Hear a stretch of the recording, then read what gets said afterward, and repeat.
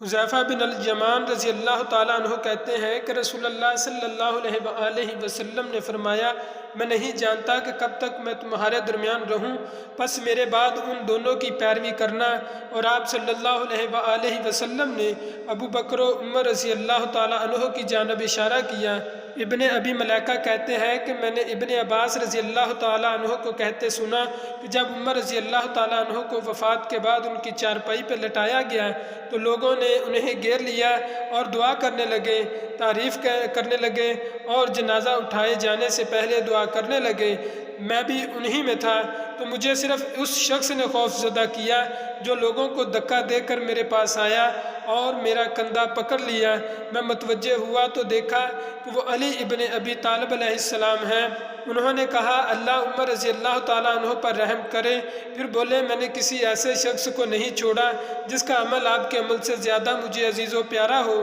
کہ میں اس عمل کو لے کر اللہ سے ملوں، اور قسم ہے اللہ کی، میں یقین رکھتا ہوں کہ اللہ تعالیٰ آپ کو آپ کے دونوں ساتھیوں نبی اکرم صلی اللہ علیہ وآلہ وسلم اور ابو بکر رضی اللہ تعالیٰ عنہ کے ساتھ رکھے گا، اس وجہ سے کہ میں رسول اللہ صلی اللہ علیہ وآلہ وسلم کو اکثر فرماتے ہوئے سنتا تھا، میں اور ابو بکر اور عمر رضی اللہ تعالیٰ عنہ گئے، میں اور ابو بکر عمر داخل ہوئے، میں اور ابو بکر عمر نکلے، لہٰذا میں آپ کے ان باتوں کی وجہ سے یقین رکھتا ہوں کہ اللہ تعالیٰ آپ صلی اللہ علیہ وآلہ وسلم کو آپ کے دونوں ساتھیوں کے ساتھ جنت میں رکھے گا۔